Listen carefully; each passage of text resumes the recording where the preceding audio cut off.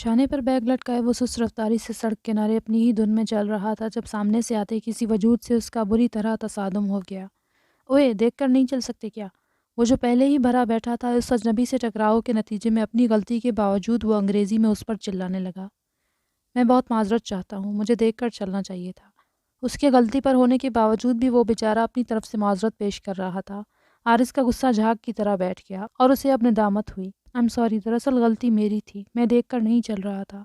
शर्मिंदा होते हुए उसने बहरहाल अपनी खता मान ली। अजनबी कुछ दिलचस्पी से मुस्कुराया। मुझे अंदाज़ा लगाने दो, क्या तुम इंडियन हो? इस सवाल पर आरिस के चेहरे पर भी मुस्कुराहट दर आई। उसने नफ़ी में सिर हिलाया। तो यानी? हाँ, मैं पाकिस्तानी हूँ। उसने उर्दू में ये जुमला कहा था। ओह! मुझे उम्मीद नहीं थी कि यहाँ लैंड करने के बाद पहली जान-पहचानी किसी हमवतन से हो जाएगी, वो भी इस तरह। वो भी अंग्रेज़ी से उर्दू पर शिफ्ट हो गया था और यूँ खुश हो रहा था जैसे अमरीका में किसी और पाकिस्तानी के होने की उसे बिल्कुल भी उम्मीद न हो। ममनून हूँ, आरिस कमाल सईद, उसने मुख्तसरन कहा। इतना लंबा नाम, मुझे लगता है अक्स ज़्यादा बेहतर रहेगा। कुछ सोचकर वो बोला, अक्स? वो चौंक गया। निज़ाम से पहले तो उसे कभी किसी ने ये नाम नहीं दिया था। निज़ाम ने भी शायद इसलिए दिया था क्योंकि वो लोरेंज़ो से काफ़ी हद तक मुशाबहत रखता था। हाँ बिल्कुल, आरिस का आइन, कमाल का काफ और सईद से सीन मिलकर बनाता है अक्स। उसने वहीं खड़े-खड़े उसे एक नया नाम तजवीज़ किया था। ओके, तो आप मुझे अक्स कह सकते हैं। कन्फ्यूजन और किसी हद तक दिलचस्पी की मिली-जुली कैफियत समेत वो मुस्कुराया। आप वैसे कहाँ ठहरे हैं? इतनी देर में पहली बार अक्स की नज़र उसके बैग पर पड़ी थी। वो उसे आप कहकर मुखातिब कर रहा था क्योंकि वो शख्स उससे उम्र में बड़ा और मिचौड़ लगता था। फ़िलहाल तो इस नीले आसमान तले ही, मगर जल्द ही कोई जगह तलाश कर लूँगा। उसके लहजे में थकन और उम्मीद बैक वक्त मौजूद थे। अगर ऐसी बात है तो आप मेरे साथ रुक सकते हैं, जब तक आप किसी जगह का बंदोबस्त नहीं कर लेते। अक्स ने उसे ऑफ़र दी। दरहकीकत वो निज़ाम, सोफ़िया और यहाँ तक कि लोरेंज़ो के साथ भी रहने का इतना आदी हो चुका था कि अब किसी दोस्त की कंपनी के बगैर रहना मुश्किल लग रहा था। Are you sure? मेरा मतलब है मैं चाहे हमवतन सही, लेकिन हूँ तो अजनबी। वो साफ गोई से बोला। अक्स उसकी बात पर एक बार फिर मुस्कुराया। हर नया बनने वाला दोस्त एक न एक दिन अजनबी ही रहा होता है हमारे लिए। बात तो बिल्कुल ठीक कही। वो भरपूर इत्तेफाक करता हुआ बोला। तो आपकी क्या राय है? उसने किसी उम्मीद से पूछा था। वो शख्स कुछ देर तज़बज़ब में पड़ा सोचता रहा, फिर आखिरकार किसी नतीजे पर पहुंचा। ठीक है, मुझे तुम्हारी ऑफ़र कबूल है, लेकिन शर्त यह है कि मैं अपने हिस्से का रेंट पे करूँगा। उसने कतईयत से कहा। हाँ बिल्कुल, मैं वैसे भी एक स्टूडेंट हूँ और उस पर मुस्तज़ाद ये कि अपने अब्बाजी के खर्चे पर हूँ। सो आपकी शर्त इस हिसाब से मेरे लिए बिल्कुल बजा है। वो मुखलिस ज़रूर था मगर सादा नहीं, ये उस शख्स ने जान लिया था और अक्स की बात में महज मुस्कुरा दिया। ओह, वैसे मैं आपका नाम नहीं पूछ सका। उसे अचानक याद आया। वजदान, वजदान उमर कहते हैं मुझे। उसने मुसाफे के लिए हाथ बढ़ाते हुए कहा था, जिसे अक्स ने दोस्ती का हाथ समझकर थाम भी लिया। दर हकीकत वो हाथ दोस्ती की आड़ लिए उसकी पीठ में बहुत जल्द दुश्मनी का खंजर घोंपने वाला था।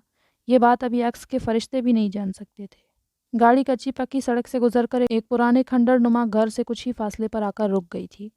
यहीं रुको तुम। ड्राइवर को हिदायत देकर वो गाड़ी से उतरकर उस घर की जानिब चल दिया। उसी दौरान पिछली सीट पर पड़ा उसका मोबाइल रिंग करने लगा था। सर, आपका फ़ोन। लियो जो अभी उस घर के खुले दरवाजे में कदम रखने जा रहा था जब उसका ड्राइवर उसका मोबाइल लिए दौड़ता हुआ पीछे आया। मेरा फ़ोन? उसने जेबें चेक की तो वाकई सेल फ़ोन वहाँ मौजूद नहीं था। ठीक है, तुम जाओ, मोबाइल उसके हाथ से लेते हुए लियो ने कहा। ड्राइवर हुक्म बजा लाता वहाँ से चला गया। लियो, क्या तुमने आज की खबर देखी? उसके बिजनेस पार्टनर्स में से किसी एक की कॉल थी। तुमने सिर्फ यही कहने के लिए मुझे फ़ोन किया? ख्वामख्वाह वक्त ज़ाया कर दिया तुमने मेरा। अब रखो फ़ोन, मुझे एक मीटिंग में जाना है। उजलत में कहकर वो राब्ता मुनक़ता करने लगा जब वो शख्स जल्दी से बोल पड़ा। कॉल मत काटना। ट्विटर पर पिछले 1 घंटे से ये ट्रेंड नंबर 1 पे चल रहा है कि इटली में इस बार के इंतखाबात भी लियोनार्डो वलेरिस के हक़ में नज़र आ रहे हैं, क्योंकि अंद्रेयास ने उसकी पार्टी ज्वाइन करने का फ़ैसला कर लिया है। उस शख्स की आवाज़ में खुशी व जोश बखूबी महसूस किया जाने वाला था। इतनी जल्दी ये खबर सोशल मीडिया पे रिलीज़ भी हो गई? उसे कुछ खटका हुआ था। अभी चंद घंटे कबल ही तो वो अंद्रेयास से मिला था। हाँ, ये खबर हमारी मुश्तरका सोशल मीडिया टीम की तरफ से ही रिलीज़ की गई है। आखिरी बार जो कुछ तुम्हारी पार्टी में हुआ उसके बाद लोग बातें बनाने लगे थे कि इस बार के इलेक्शन जीतना तुम्हारे लिए महज़ एक ख्वाब साबित होगा। इसलिए उन चमगोइयाँ करने वालों को खामोश करवाने के लिए मैंने और बाकी पार्टनर्स ने ये खबर जल्द से जल्द रिलीज़ करवाने का तय किया। वो मुकम्मल तफसीलात देते हुए कह रहा था। अलबत्ता आखिर तक आते-आते उसका लहजा धीमा पड़ गया था। उसकी भी एक वजह थी। गो तुम लोगों ने दुरुस्त फ़ैसला किया, लेकिन इस बात को नज़रअंदाज नहीं किया जा सकता कि तुम लोगों ने मेरे बगैर आपस में ही कोई फ़ैसला कर लिया और मुझे अब सिर्फ इन्फॉर्म कर रहे हो। खुश होने के बजाय लियो का मूड और बिगड़ गया था। لیکن ہم اور کیا کرتے، تم سے رابطہ نہیں ہو پا رہا تھا، اور اس سے پہلے کہ خبر کہیں اور سے پھیلے ہمیں بروقت ایکشن لینے کی ضرورت تھی۔ وہ صفائیاں دینے لگا۔ یہ بہانے بازیاں میں وہاں آ کر تفصیل سے سنوں گا، ابھی کے لیے تم خوش نصیب ہو کہ میں کسی اور کام میں لگا ہوں۔ لیو نے اتنا کہہ کر کال کاٹی اور ایک بار پھر اس گھر کی طرف متوجہ ہو گیا۔ تو یہاں سے شروعات ہوئی تھی تمہاری، لورینزو، بڑبڑاتے ہوئے اس کے قدم گھر کے اندر داخل ہو گئے تھے۔ وہ کچھ دیر پہلے پھینکے گئے اس بیگ کی طرف آیا جو صوفے کے پاس پڑا تھا، پھر اس میں سے کچھ کپڑے نکالنے لگا۔ حجاب کی چوٹ نظریں اس کی پشت پر ہی لگی تھیں۔ اسے ابھی تک اس شخص کی سمجھ نہیں آئی تھی۔ وہ درد خود دیتا تھا اور پھر آ کر اس درد کی دوا بھی خود ہی کرنے لگتا تھا۔ یا تو یہ انسان بہت زیادہ سمپل تھا یا پھر بہت ہی زیادہ مشکل۔ بات پھر وہی تھی کہ آخر وہ تھا کس قسم کا۔ یہ رکھو، بعد میں چینج کر لینا۔ اس کی سوچوں سے بے خبر وہ کپڑے ہاتھ میں لیے اس کی جانب آیا۔ حجاب نے اس مرون مخمل کو دیکھ کر منہ بنایا۔ یہ میرے نہیں، جانتا ہوں، میری جاسوسی کرنے کے پیچھے تم اپنا سامان پویلیا چھوڑ آئی تھی۔ اس کی بات پر حجاب نے لب بھینچ لیے۔ ٹھیک ہی تو کہا تھا اس نے، اس شخص کی جاسوسی کرنے کے چکر میں نقصان اسے ہی اٹھانا پڑ رہا تھا۔ اب تمہیں یہ چاہیے یا یوں ہی کمفرٹیبل ہو؟ اسے چپ دیکھ کر اب کی بار طنز اس کی جانب سے ہوا تھا۔ حجاب کو جو ہی اس کی بات کا اشارہ سمجھ میں آیا، اس نے جھٹ اس کے ہاتھ سے کپڑے تھام لیے۔ گڈ، چلو اب اس کی باری۔ کھانے کی ٹرے اٹھائے وہ بیڈ پر اس کے اور اپنے درمیان میں رکھتے ہوئے بولا۔ کھانا دیکھ کر ہی اس کے پیٹ میں اٹھنے والا کچھ دیر قبل کا درد پھر سے جاگا۔ بے اختیار اس نے پیٹ پہ ہاتھ رکھ لیا۔ یہ دیکھ کر عکس کے چہرے پر پہلی بار کھل کر مسکراہٹ آئی۔ ہاں، وہ درد بھوک کی شدت اختیار کرنے کی وجہ سے ہوتا ہے۔ اگر چاہتی ہو کہ وہ ختم ہو جائے تو پھر کچھ کھانا پڑے گا۔ اسے تسلی دیتے ہوئے اس نے دودھ سے بھرا گلاس اس کی جانب بڑھایا۔ حجاب نے بمشکل تمام اٹھ کر بریڈ کراؤن سے ٹیک لگانے کے بعد گلاس تھاما۔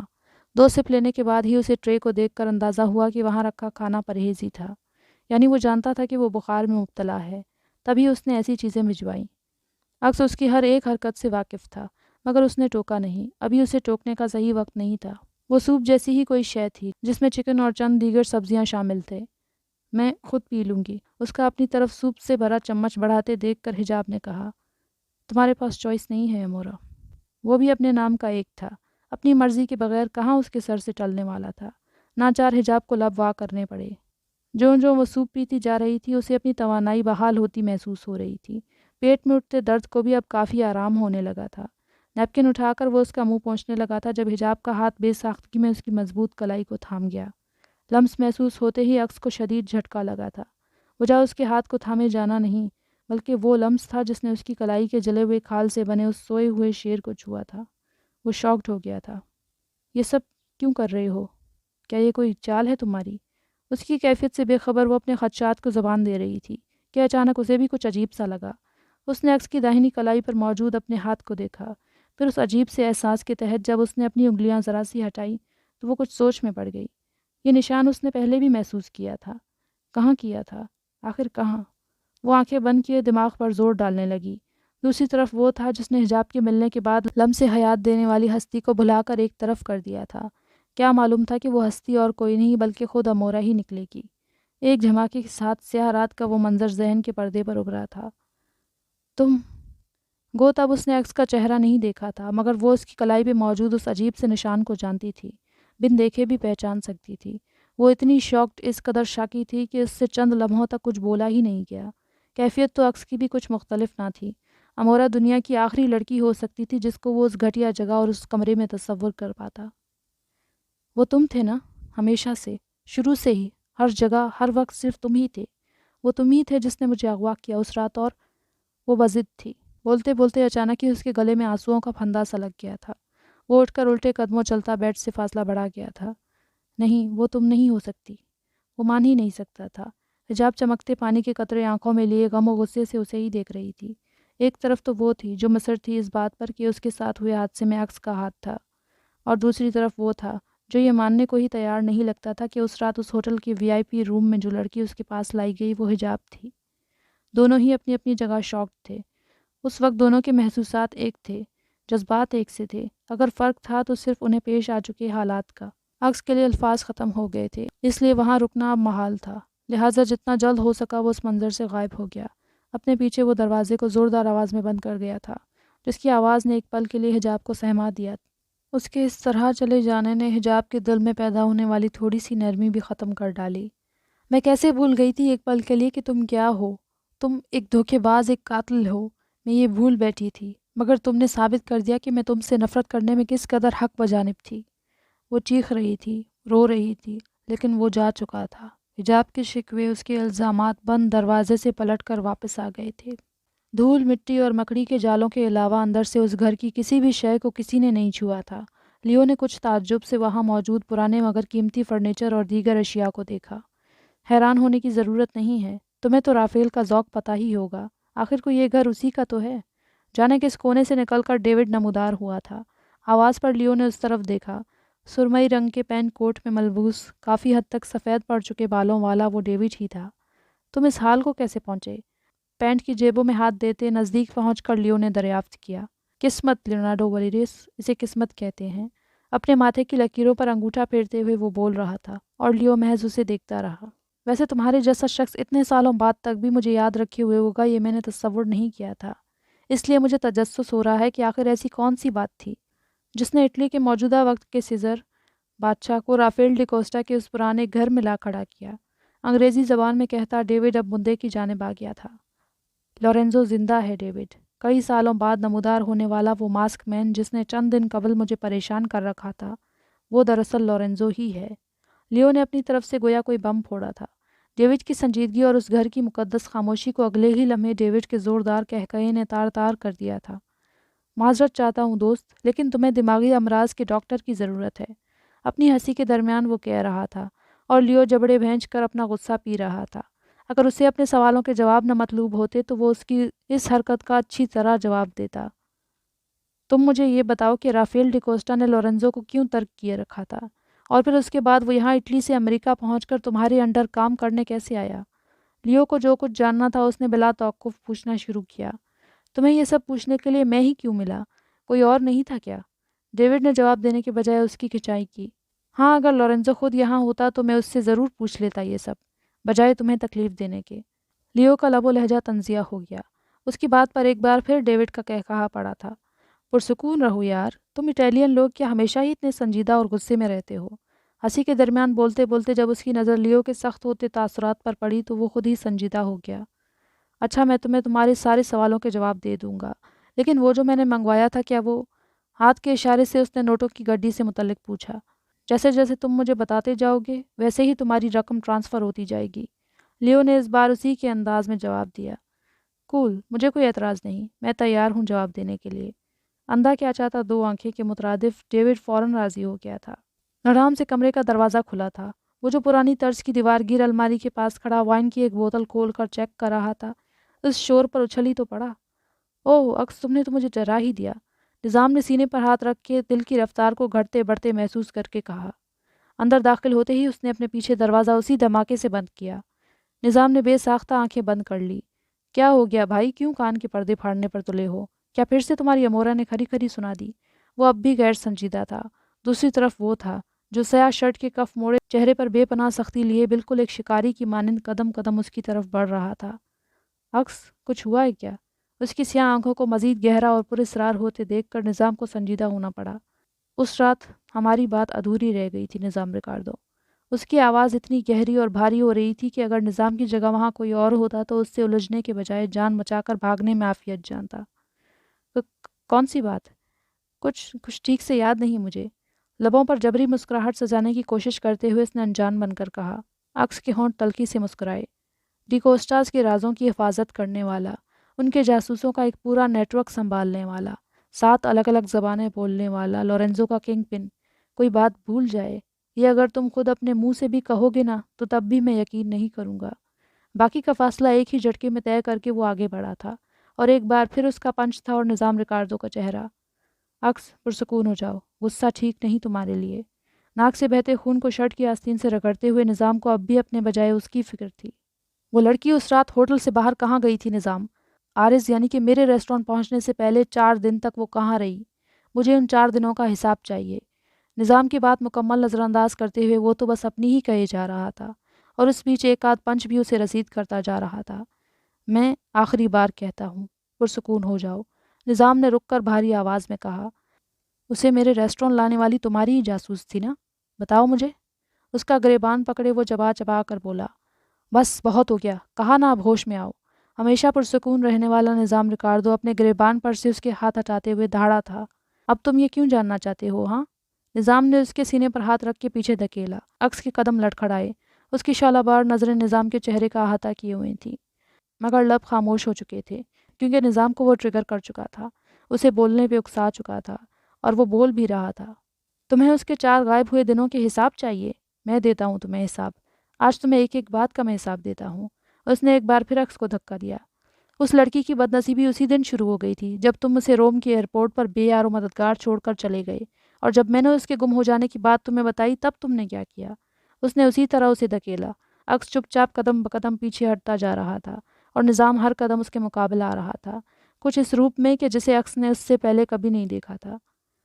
کہاں تھے تم جب اسے حسن کے بازار میں سرعام نمائش کے لیے پیش کیا گیا تھا؟ اور تم نے میرے دوست، تم نے نہ صرف اس کی بولی لگائی بلکہ اس کے پہلے گاہک بھی تم ہی بن گئے۔ نظام یہ جملہ کہہ کر زخمی ہونٹوں سے تلخ ہنسی ہنسنے لگا۔ دھیرے دھیرے جب اس کی باتیں عکس کے ذہن نے جذب کی تو اس کا ہاتھ غم و غصے کی بھرپور شدت کے ساتھ ایک بار پھر نظام کے چہرے پر پڑا تھا۔ بکواس بند کرو اپنی۔ اس کی آواز اونچی نہیں تھی، بس انداز وارن کرنے والا تھا، مگر نظام پر اس کی وارننگ کا اثر نہیں ہوا۔ کیوں عارض کمال سعید، اب سننے کی تاب نہیں رہی تم میں؟ لیکن میرے پاس تو ابھی بتانے کے لیے اور بھی کچھ ہے۔ ہونٹ کنارے سے پھٹ چکا تھا، خون رواں ہو چکا تھا، وہ البتہ پھر بھی بول رہا تھا۔ سو کالڈ لورینزو ڈی کوسٹا، تمہاری بیٹی صوفیہ کو جس نے موت کی آغوش میں سلایا تھا، وہ وکی اور ایزابیلا تو ابھی بھی کھلے عام گھوم رہے ہیں۔ بھگتان تو صرف اس معصوم لڑکی کو کرنا پڑا ہے۔ اس کے لہجے میں حجاب کے لیے بے پناہ دکھ اور ہمدردی تھی۔ عکس کی حسیات اس کی یہ بات سن کر جھنجھنا اٹھے تھے۔ کہنا کیا چاہتے ہو؟ کیا بھگتنا پڑا ہے اسے؟ اس کے لہجے میں اندیشے تھے، وسوسے تھے جن سے وہ خود بھی انجان تھا۔ وہ سزا جو انجانے میں اس کے لیے تم نے تجویز کی تھی۔ نظام کی آواز اب دھیمی پڑ چکی تھی، آنکھوں میں وہ سچائی تھی جس کو وہ الفاظ کا جامہ نہیں پہنا رہا تھا۔ عکس نے اس کی آنکھوں سے وہ تحریر پڑھی تھی اور اس کا وجود سن پڑ گیا تھا۔ ویسی ہی التجا تھی اس کی سیاہ آنکھوں میں جیسی کہ حجاب نے اس سے کی تھی جب وہ اسے اس کی ماں کے دستخط شدہ اگریمنٹ کے کاغذ دکھانے جا رہا تھا۔